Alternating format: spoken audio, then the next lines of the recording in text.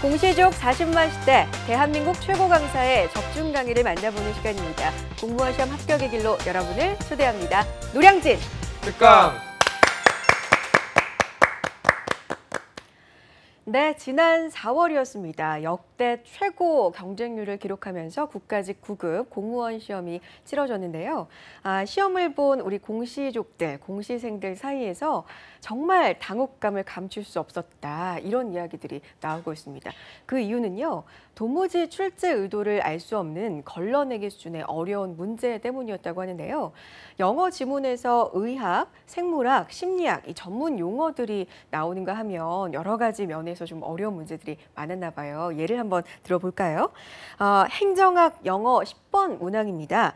미래의 과학적 특징을 설명한 지문이 영어 지문을 통해서 나왔는데요. 우리말로도 미래라는 단어를 들어본 적이 없는 우리 수험생들은 독해를 다 하고 나서도 이게 도무지 무슨 얘기인지 모르겠어서 문제를 못 풀었다. 뭐 이런 학생들도 있었습니다. 미래가 뭐냐면요. 맛을 느끼는 감각이 몰려있는 세포라고 해요. 정말 좀 처음 들어보셨던 분들이 많을 것 같다라는 생각이 듭니다. 자, 한국사 19번으로 한번 가볼까요? 조선민족사 개론이라는 책에서 발췌한 문장을 들어서 저자에 대해서 설명하는, 올바르게 설명하는 지문을 선택을 하게 했는데요. 참 낯선 책이 지문으로 나와서 오래 공부한 장수생들조차도 좀 당혹스러웠다고 합니다. 일제강점기 사학자 손진태라고 하는데 베테랑 강사들조차도 좀 생소했다, 잘 몰랐다라고 하는 분들이 있어서 도대체 출제 의도가 뭐였을지 의문이 좀 쌓여가고 있습니다. 자, 공무원 시험 준비하는 우리 두 학생들은 더욱더 좀 마음 깊이 와닿지 않았을까라는 생각이 드는데요. 안녕하세요. 재용 학생한테 먼저 물어보죠. 공부한 적 없는 범위에서 나오는 것도 당혹스러울 텐데 수준이 이 정도로 어려우면 어떨 것 같아요? 일단 저 같은 경우에는 일단 변별력 있는 문제가 시험에 나오는 건 일단 당연하다고 생각은 하지만 그렇죠. 그래도 너무 막 저희 실무랑 이런 게 연관성이 아예 없는 그런 게 나와버리면은 저희가 공부 범위를 어디까지 잡아야 될지도 모르고 그렇죠. 하니까 이게 너무 심한 변별력이 있는 문제는 좀 웬만하면 안 나왔으면 좋겠다는 생각도 드는 그래요. 것 같아요. 뭐 어차피 합격, 불합격을 갈라야 되니까, 그렇죠? 구분을 해야 되니까 변별력은 있어야 되겠지만 좀 심한 것 같다라는 네. 의견이고요. 관규 학생 어때요? 일단은 학원에서는 그냥 선생님들께서 그냥 알려준 것만 열심히 하고 그 변별력 문제는 어차피 다 모르는 거니까 네. 그냥 기본에 충실해서 열심히 하면 합격의 길로 갈 수 있다 뭐 이렇게 말씀을 하시는데 네. 저도 그 말에 동의를 하고 기본에 열심히 하고 있습니다. 수험생 입장에서 네. 수험생 입장에서 말을 해준 것 같아요. 나만 틀리는 게 아니라 다 틀릴 네. 거니까 풀 수 있는 문제에 집중하자. 그래도 막상 시험날 이런 문제 맞닥뜨리면 참 당황스러울 것 같은데 올해 출제된 한국사 문항 20개 중에서요. 고교 교육과정에 해당하는 게요. 20개 중에 9개밖에 되지 않았습니다. 정부가 수년째 고졸 졸업생들, 고졸을 대상으로 한 채용을 늘리자라고 공무원 채용 방침을 이야기하고 있지만 그와는 반하게 문제는 나오고 있는 거죠. 보다 공정하고 또 변별력 있는 문제들 많이 출제되었으면 좋겠습니다. 자, 오늘도 공무원 사회 강의 함께 하시겠습니다. 공무원 사회 마스터 서호성 교수님의 강의 지금부터 박수로 청해 드릴게요.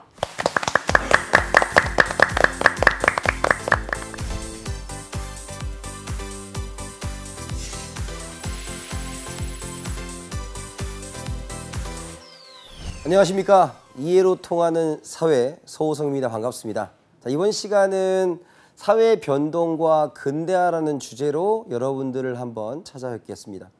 자, 먼저 우리가 사회가 변동을 하고 있어요. 사회가 변동을 하고 있는데 사회 변동이 무엇이냐를 묻는 문제보다는 사회 변동이 어떠한 관점을 가지고 있느냐라는 것들을 물어보기 시작을 할 겁니다. 두 번째는 사회가 발전하는 것을 우리가 근대화라고 하는데 이 근대화에 대한 이론 우리가 살펴보는 시간을 가지는 것이 이번 시간의 출제 포인트라고 보시면 되겠습니다. 먼저 우리가 사회 변동이라는 게 있어요. 사회가 많이 변동하고 있죠. 예를 들어서 우리가 볼 때 응답하라 시리즈를 보면 우리가 지금과 다른 그런 사회가 많이 변해왔다는 걸 알 수가 있습니다. 그래서 사회 변동의 요인에는 굉장히 다양한 것들이 많이 있는데 그런 걸 시험 문제 내지는 않습니다. 다 안 나온다는 뜻이 아니니까 진짜 안 나오는 걸 걸러드리는 게 저 역할이니까 그런 막 사회 변동의 원인, 뭐 기술과 사회 제도의 발달 이런 것들을 내지는 않고요. 사회가 변동한다면 어떻게 변동하는지의 관점이 있을 겁니다. 예를 들어서 우리 맨 첫 시간에 했던 거 기억나세요? 기능론, 갈등론. 거기서 기능론은 사회의 유지를 기본으로 한다 그랬어요. 따라서 기능론에서는 사회 변동이 있기는 하지만 점진적이고 적응해 나가는 과정이라고 이해할 거고요. 갈등론은 약자의 관점에서 사회는 반드시 변화되어야 됨을 기본으로 하고 있기 때문에 사회는 반드시 변화하는 필연적인 조건을 가졌다라고 급진적인 변화를 얘기할 겁니다. 또 다른 이론으로는 우리가 문화결정론과 기술결정론이라고 하는 게 있는데요. 문화결정론은 우리의 의식이 바뀌면서 이로 인해 사회가 변동해 나간다라고 하는 겁니다. 예를 들어서 우리가 민주주의를 생각하고 남녀평등을 생각했기 때문에 사회가 변했을 것이다 라는 것이 있고요. 그 다음에 우리가 기술결정론이라는 거 있죠. 우리 현대에서 가장 획기적인 발명품, 여성의 노동을 줄여준 발명품이 뭐라고 생각하세요? 재용 학생 뭐라고 생각합니까? 식기세척기? 세탁기입니다. 세탁기. 세탁기가 없었으면 강에 가서 빨래를 다 하고 계셔야 되고요. 우리 남자도 마찬가지고. 그 다음에 두 번째가 다리미입니다. 다리미. 다리미가 없으면 계속 두들기고 있겠죠. 그죠? 그런 것들이 만들어졌다. 그래서 사회가 바뀌었다라고 하는 것이 기술 결정론입니다. 근데 그것보다 더 많이 나오는 이론은 요 두 가지입니다. 진화론과 순환론입니다. 진화론과 순환론. 그래서 진화론은 뭐냐면 사회라는 것은 모두 동일한 방향으로 발전하고 있다. 우리가 원숭이에서 시작해서 현대 인간이 되기까지 지속적인 발전 과정을 거쳤듯이 사회도 미발전하고 미개한 단계에서 발전되는 방향으로 나아간다라는 거죠. 그래서 단순한 사회가 복잡해질 것이다. 일방향성을 얘기하는 거예요. 근데 이거는 우리가 이제 수험생이기도 하시니까 우리가 식민지 이론에 따르면 사회 진화론이라는 게 있죠. 즉 서구가 만들어냈다고 보셔도 무방한 거죠. 우리가 왜 원숭이한테 바나나를 줄 수 있습니까? 우리가 진화했기 때문입니다. 우리가 진화했기 때문이죠. 우리가 원숭이보다 진화하지 않았으면 원숭이가 우리한테 밥을 주고 있었을 거예요. 아주 단순한 논리죠. 우리가 그들보다 나으니까 그들을 포획하고 잡아놓고 그들을 이용할 수 있다는 그 관점, 그것이 뭐다? 진화론. 즉 사회는 단순한 것에서 복잡한 일방향성으로 나아간다라는 겁니다. 그럼 이게 필요한 이유는 뭘까요? 이렇게 필요한 이유는 간단합니다. 여러분들 사회가 발전을 예측해서 부자가 되신 분들이 있죠. 대표적으로 동원참치 회장님이세요. GDP가 올라가면 올라갈수록 사람들이 육류보다는 무엇에 생선에 관심을 가지게 된다는 걸 알게 되었고 그때 재빠르게 움직이셨던 거죠. 또 시간이 흐르면서 우리가 여가나 캠핑에 관심을 가졌듯이 그런 것들에 대항을 하게 되는 겁니다. 그래서 중요한 것은 사회가 반드시 발전할 것이라는 걸 알면 우리는 먼저 예측하고 움직일 수 있다라는 그 예측의 관점에서 필요한 것이 진화론입니다. 아시겠죠? 하지만 단점이 있습니다. 단점이 있어요. 여러분들 우리나라가 이런 말 한다고 우리가 뭐 그 나라를 비하하거나 이런 건 아니까 오해는 하지 마세요. 우리나라가 1960년대에 정말로 닮고 싶었던 국가가 있습니다. 필리핀. 우리가 정말로 닮고 싶었던 나라. 우리가 그렇게 되고 싶었던 나라가 필리핀이었습니다. 그런데 이 진화론에 의하면 시간이 발전됐을 때 사회가 발전해야 되는데 오히려 퇴보한 케이스들이 나타나기 시작을 하는 거죠. 그런 것들을 설명하지 못하는 것이 진화론이라고 볼 수 있습니다. 그래서 진화론에 기억할 거는 단순 복잡, 단순한 형태에서 나아가는 복잡한 일방향성이라고 하고요. 예측할 수 있지만 퇴보를 설명하지 못한다로 정리해 두시면 될 것 같습니다. 순환론이 있습니다. 순환론. 그래서 우리가 이제 순환론을 얘기할 때 진화론에 대항하는 거죠. 왜? 진화론은 발전만 하냐라는 거죠. 하지만 순환론은 발전을 할 수 있지만 무엇도 할 수 있다? 퇴보도 할 수 있음을 이야기하고 있습니다. 예를 들어서 우리가 왕조 있지 않습니까? 왕조. 왕조가 들었을 때 우리가 처음에는 강한 왕조가 세워놨다가 성종쯤 돼서 나라가 강해졌다가 갑자기 귀족 세력이 커지면서 쇠퇴하게 되고 멸망에 이르는 코스는 대부분의 왕조가 다 비슷합니다. 그런 걸 설명하는 것처럼 우리의 역사는 뭐라고요? 생성, 성장, 쇠퇴, 소멸 이런 것들의 반복이 되어 있다. 그래서 우리가 얘기할 수 있죠. 진보만 있는 것이 아니라 퇴보도 설명할 수 있다는 것이 우리의 순환론의 입장입니다. 단 그러면 순환론은 이러한 입장이 있지만 단점이 있겠죠. 단점이 뭘까요? 자, 우리 와이프가 저한테 얘기합니다. 책상 잘 치워요? 황교 학생? 네. 알겠습니다. 재홍 학생 책상 잘 치웁니까? 아, 저 굉장히 어지러워요. 굉장히 어렵죠. 왜 안 치우는 겁니까? 아, 귀찮아서. 귀찮아서. 어차피 우리는 또 어지를 겁니다. 그죠? 이 관점입니다. 어차피 우리는 망할 거야 라는 거죠. 진화론이 뭔가 활기찬 미래를 복잡하게 꾸꿨다면 여기는 어때? 우리는 어차피 성장했지만 쇠퇴하고 멸망할 거야. 그래서 운명론적 회의주의에 빠져요. 회의주의. 그러니까 이것은 그러니까 여러분들 명심하세요. 이 두 가지가 저는 여러분들에게 옳다 그르다를 강의하고 있지 않습니다. 순환론의 입장은 이런 것이고 진화론의 입장은 이런 거니 참조해서 구분하라라는 것이 포인트입니다. 아시겠죠? 그래서 순환론의 입장은 뭐다? 우리가 진보와 퇴보를 다 다룰 수 있고 장기간에 걸친 것을 얘기할 수 있지만 우리가 운명론적 회의주의에 빠질 수 있다는 거 기억을 해두시면 되겠습니다. 그래서 사회 변동에 대한 관점이고요. 두 번째 주제로 넘어가겠습니다. 근대화죠. MC님, 네. 지금 전 세계는 근대화가 되었습니까? 근대화가 됐죠? 네, 그렇게 생각하면 틀리다는 겁니다. 아, 그래요? 우리가 근대와 현대를 본다면 시간적 흐름 1876년에 있었던 강화도 조약, 우리나라 최초의 근대적 조약, 제가 이런 걸 왜 알고 있는지 모르겠지만 어쨌든 제가 알고 있습니다. 알고 있는데 여러분 생각해 보세요. 우리나라가 근대적 조약을 맺고 지금 우리 시대가 언제냐고 물으면 현대라고 말합니다. 현대라고 말해요. 현대죠. 근데 여기서의 근대화라는 것은 뭐냐면 더 나은 상태를 의미하는 거예요. 더 나은 상태. 정치적으로, 경제적으로, 사회적으로 더 나은 상태를 얘기하는 것이 이 근대화입니다. 그래서 정치적으로는 민주화가 일어났어야 하고요. 경제적으로는 산업화가 일어났어야 하며 그 다음에 사회적으로는 합리성, 즉 신분제가 타파되고 이런 것들이 일어났어야 근대화가 이루어졌다고 얘기하는 겁니다. 그럼 다시 물으면 근대화가 안 된 나라가 있을까요? 없을까요? 당연히 있겠죠. 그 이야기를 지금부터 진행을 하는 겁니다. 물론 근대화에 대한 이야기를 했을 때 근대화는 굉장히 많은 국가들이 겪고 있었고요. 그 이야기를 할 수 있을 때 네 가지로 분류를 합니다. 네 가지로 분류를 해요. 그래서 서구 선진국이라고 하면 미영프, 그 다음에 후발 선진국, 독일과 일본, 그 다음에 개발도상국이었던 한국과 싱가포르 같은 나라들, 그리고 라틴 아메리카와 아프리카가 존재한다라고 말씀드릴 수가 있겠습니다. 그래서 근대화이론은 두 가지로 살펴보는 거예요. 근대화론과 종속이론, 이 두 가지로 우리가 살펴보시면 될 것 같습니다.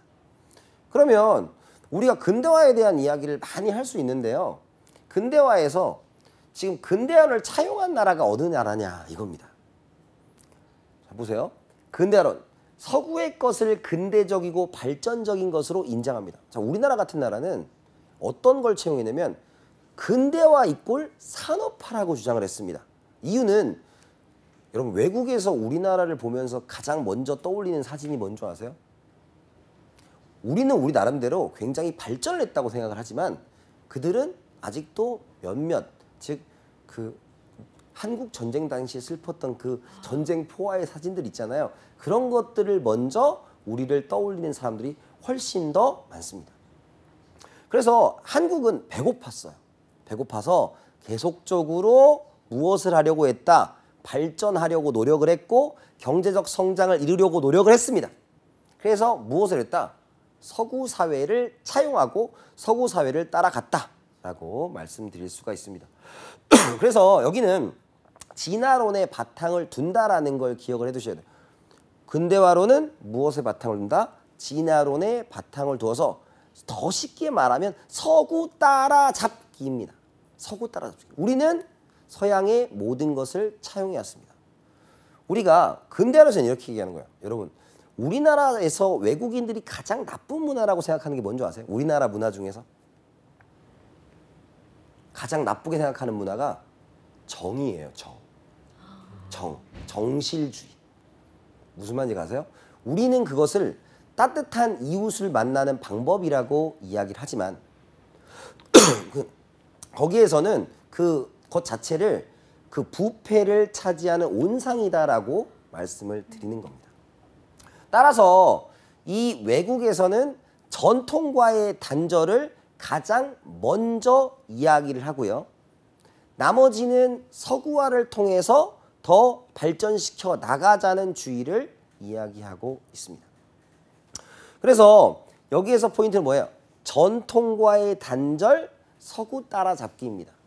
그러면 이것의 대표적인 예시로 드는 국가는 어디일까요? 우리나라입니다. 우리나라. 여러분 생각해 보세요.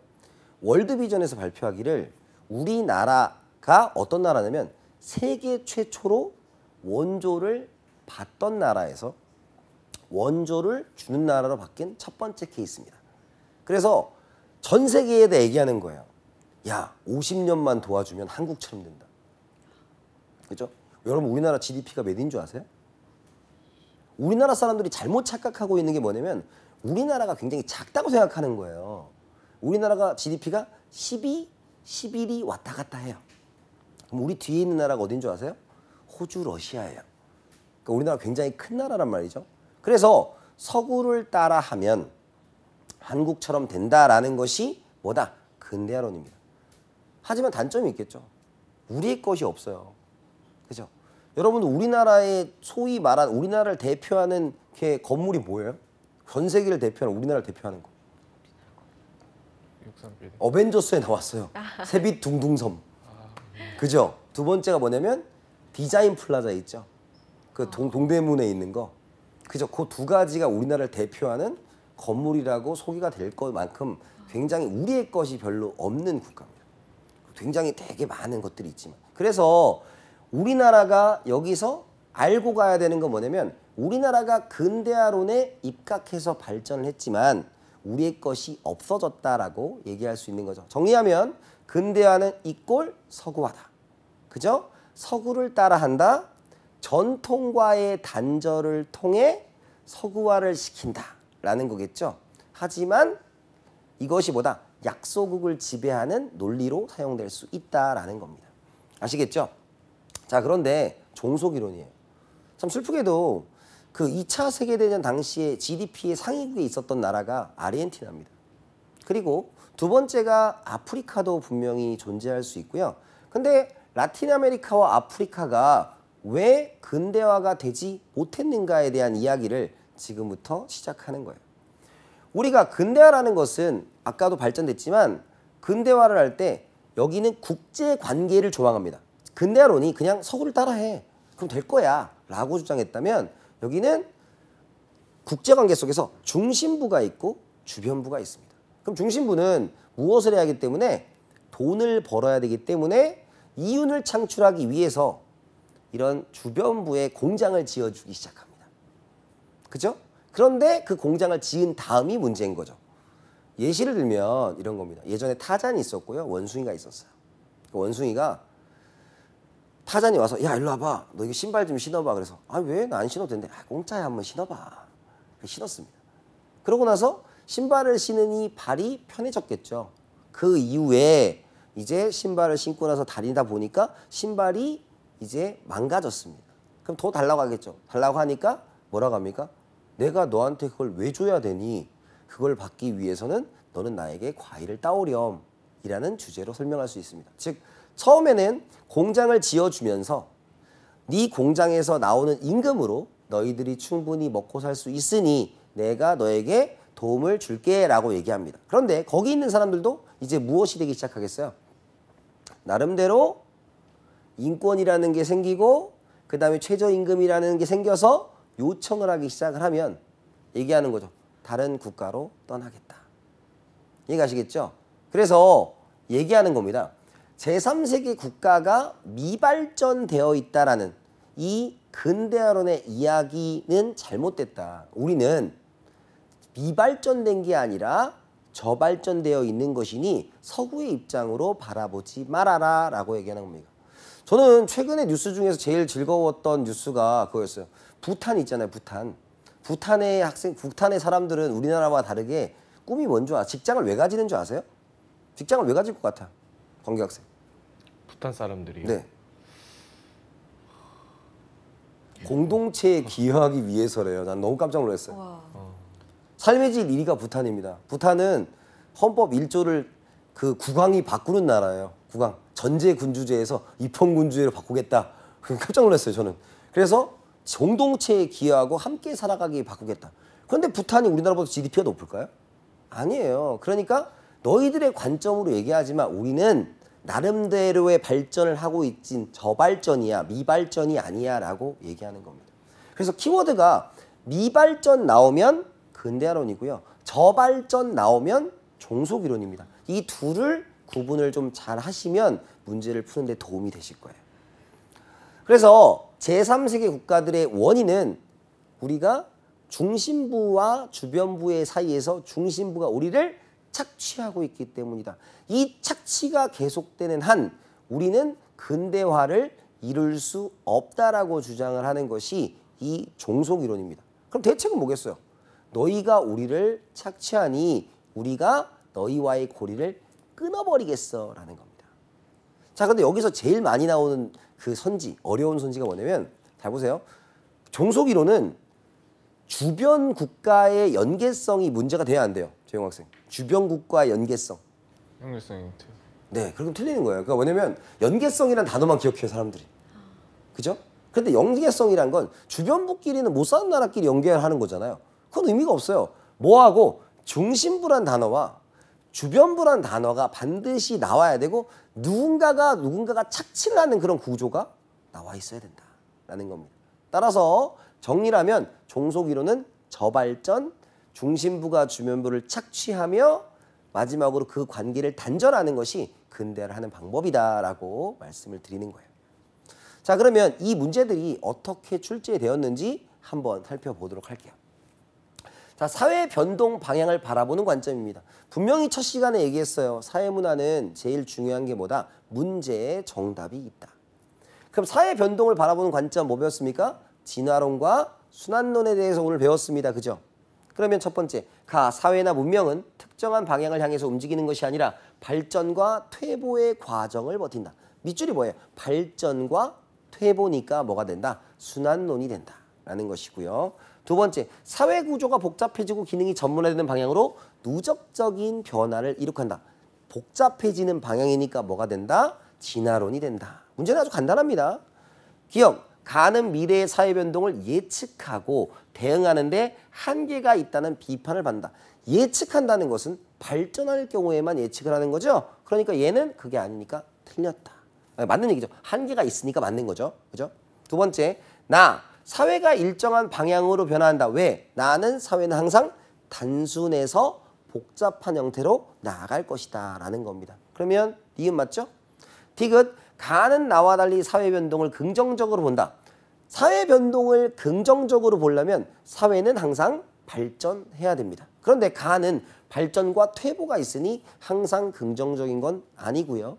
네 번째, 가는 거시적, 나는 미적. 전혀 단 한 번도 수업 시간에 언급을 한 적이 없어요, 제가. 그죠? 그죠? 한 번도 언급한 적이 없잖아요. 근데 갑자기 고민한다고요. 여러분들 수업을 들으면 됩니다. 한 번도 언급을 안 했어요, 제가. 그래서 정답은 몇 번이다? 기억과 니은입니다. 두 번째, 다음 주장에 나타난 사회 이론에 대한 설명으로 옳은 것만을 보기 위해서 있는 대로 고른 것은입니다. 가난한 나라가 발전하려면 이미 근대화를 이룬 서구 선진국의 발전 과정을 모델로 삼아 의도적으로 사회 발전을 추진해야 된다. 그러므로 서구 사회처럼 무엇보다 산업화가 이루어져야 하며 또 정치적인 자유와 민주주의 확립 그리고 합리주의, 개인주의 등 서구의 근대적 가치를 수용해야 한다입니다. 그럼 여기서 알 수 있는 건 뭐가 되겠어요? 서구 따라잡기, 그걸 우리가 뭐라 그랬어? 근대화론이라고 얘기했죠. 1번, 근대화는 서구화다. 맞죠? 2번 문화 상대주의적 사고를 바탕으로 하고 있다. 자, 문화 상대주의는 뭐였습니까? 너의 문화와 나의 문화가 나름의 이유가 있으니 우리 평가하지 말자라는 거였어요. 이해하자. 그런데 여기는 어때요? 서구 선진국을 따라하는 거니까 서구가 우리보다 낫다라는 생각을 가져야 되겠죠. 그러니까 상대주의는 아닐 겁니다. 디귿. 사회는 일정한 방향성을 가지고 변동하는 사회 진화론을 전제하고 있다. 근대화론은 뭘 전제하고 있다고요? 사회 진화론을 전제하고 있습니다. 네 번째, 개발도상국의 저발전은 선진국과의 종속관계에 기인한다. 종속관계에 기인하는 건 뭐였다? 종속이론이었다라는 겁니다. 아시겠죠? 그래서 두 가지 주제 여러분들하고 살펴봤고요. 자, 오늘 배운 걸 정리해보면 첫 번째 사회 변동은 방향에 따라 진화론과 순환론으로 이어진다는 걸, 나누어진다는 걸 배우셨고요. 두 번째, 진화론은 단순해서 복잡한 형태, 순환론은 진보와 퇴보로 이루어진다는 거 기억을 해두셨으면 좋겠습니다. 근대화는 정치, 경제, 사회적 발전을 기초로 하는 거니까 모든 국가가 다 이렇게 이루어진 건 아니라고 말씀드렸고요. 종속이론은 선진국과의 단절을 통해 발전하려는 것이다 라고 기억하시면 됩니다. 그래서 키워드로 근대화론은 미발전, 종속이론은 저발전이라는 것을 말씀드리면서 이번 시간 마치도록 하겠습니다. 수고하셨습니다.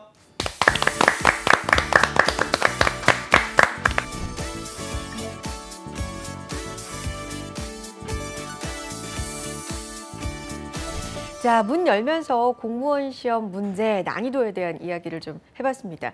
이렇게 난이도가 엄청나게 높거나 난해한 문제들도 있지만요. 단순암기, 명칭이나 연대, 연도 같은 것들을 외워야 하는 단순암기 문제들도 정말 많이 나온다고 합니다. 이를 두고 수십 년 전에 학력고사가 연상된다는 분들도 상당히 많으신데요. 물론 몰려드는 공시생들을 좀 변별하기 위해서, 구별하기 위해서 변별력이 있는 문제들을 내는 것도 굉장히 중요하지만요.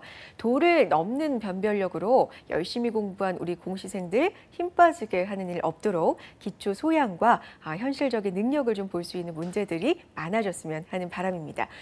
자, 오늘 내용 중에서요. 다시 듣고 싶다, 놓친 부분이 있다 하시는 분들은요. 염려하지 마시고요. 한국직업방송 홈페이지 유튜브 통해서 다시 보실 수 있습니다. 알찬 내용 놓치지 마시고 챙겨가시기 바랍니다. 자, 다음 이 시간에도 알찬 강의 내용으로 돌아올게요. 고맙습니다. 고맙습니다.